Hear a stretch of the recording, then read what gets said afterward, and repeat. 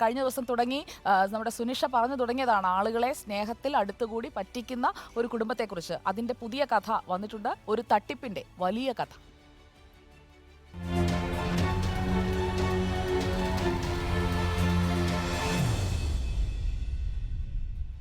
തിരുവനന്തപുരം വിളപ്പിൽശാലയിൽ 30 കുടുംബങ്ങളെ പറ്റിച്ച് ലക്ഷങ്ങൾ തട്ടിയ സംഭവത്തിൽ കൂടുതൽ തട്ടിപ്പ് പുറത്ത്. നാട്ടുകാരിൽ നിന്ന് സ്വർണം വാങ്ങിയും സജിലയും കുടുംബവും തട്ടിപ്പ് നടത്തിയതായി പരാതി. സ്വർണ്ണ പാദസരം പണയം വെക്കാൻ കൊടുത്ത് തിരിച്ചു കിട്ടിയപ്പോൾ പിച്ചള. റിപ്പോർട്ടർ വാർത്താ പരമ്പര തുടരുകയാണ്.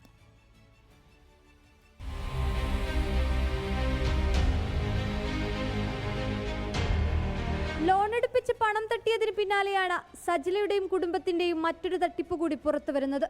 ഒരിടത്ത് ലോണെങ്കിൽ മറുവശത്ത് സ്വർണം വാങ്ങിയാണ് തട്ടിപ്പ്. വീട് വാങ്ങാൻ വന്ന് എൻ്റെ അടുത്ത് പറഞ്ഞ് എന്തോ പൈസ തികഞ്ഞില്ല, അതുകൊണ്ട് കൊലീസ് വേണമെന്ന് പറഞ്ഞ് അങ്ങനെ ഞാൻ ഊരി കൊടുത്തു.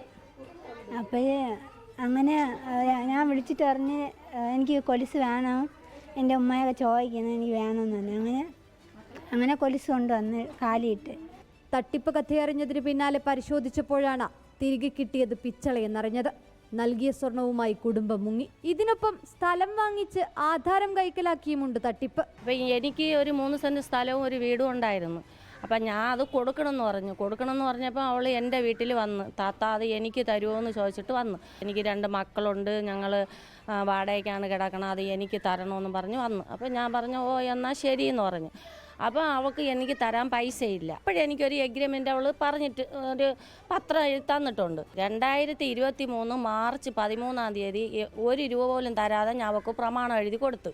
അതിൽ 2 ലക്ഷം രൂപ എനിക്ക് തന്നിട്ടുണ്ട്. ഇനി 4 ലക്ഷം രൂപ തരണം. ഇതുവരെ അതിൽ 1 രൂപയും എനിക്ക് തന്നിട്ടില്ല.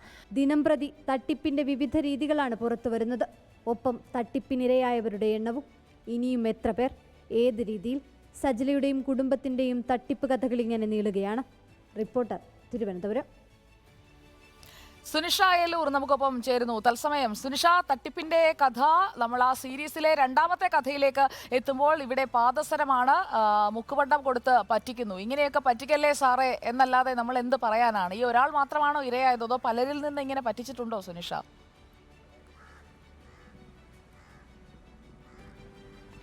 സുജയ, സ്വർണത്തിന്റെ കേസിലും ഒരു 2-3-ലധികം പേർ ഇതേ രീതിയിൽ തന്നെ തട്ടിപ്പിന് ഇരയായിട്ടുണ്ട് എന്നാണ് മനസ്സിലാക്കുന്നത്. കഴിഞ്ഞ ദിവസം ഒരുപക്ഷെ പറഞ്ഞതുപോലെ ലോൺ എടുത്തുകൊണ്ടുള്ള തട്ടിപ്പ് വേർഷനായിരുന്നു, ലോൺ എടുപ്പിച്ചുകൊണ്ടുള്ള ഒരു തട്ടിപ്പ് വേർഷനായിരുന്നു കഴിഞ്ഞ ദിവസം കണ്ടതെങ്കിൽ ഈ സ്വർണവും സ്ഥലവും ഒക്കെ വാങ്ങിച്ചുകൊണ്ടുള്ള ഒരു തട്ടിപ്പാണ് ഇപ്പോൾ വീണ്ടും പുറത്തേക്ക് വരുന്നത്. അതായത് ഈ പറയുന്നത് പോലെ തന്നെ സ്നേഹത്തിനെയും വിശ്വാസത്തിനെയും ഒക്കെ മുതലെടുത്തുകൊണ്ടുള്ള ഒരു തട്ടിപ്പ് രീതി എന്നത് മാത്രമാണ്. ഈ പണയം വെക്കാൻ എന്ന് പറഞ്ഞ ചെറിയ രീതിയിൽ സ്വർണം വാങ്ങുന്നു, ഈ സ്വർണം പിന്നീട് തിരികെ നൽകുന്നുമുണ്ട് തുടക്കത്തിലൊക്കെ. അതുകൊണ്ട് തന്നെയാണ് പലപ്പോഴും ആവശ്യം വരുമ്പോൾ ഇവർ സ്വർണം നൽകുകയും ചെയ്യുന്നത്. അങ്ങനെയാണ് സജിലയും ഈ കുടുംബവും ചെറിയ രീതിയിൽ ഈ ആശുപത്രി ആവശ്യങ്ങൾക്ക് എന്ന് പറഞ്ഞുകൊണ്ട് ഈ അയൽക്കാരിയോട് സ്വർണം വാങ്ങുന്നത്. സ്വർണ്ണപ്പാദസരം ഏകദേശം 2.5 പവൻ്റെ സ്വർണ്ണപ്പാദസരം വാങ്ങുന്നു. അത് പോരാ എന്ന് പറഞ്ഞുകൊണ്ട്, അത് തികഞ്ഞില്ല എന്ന് പറഞ്ഞുകൊണ്ട് ഈ കുഞ്ഞിൻ്റെ അടക്കം ചെറിയ വളയും അത്തരത്തിലുള്ള ചെറിയ ചെറിയ ആഭരണങ്ങളും നൽകിയിരുന്നു പണയം വെക്കാൻ എന്നതാണ് മനസ്സിലാക്കാൻ കഴിയുന്നത്.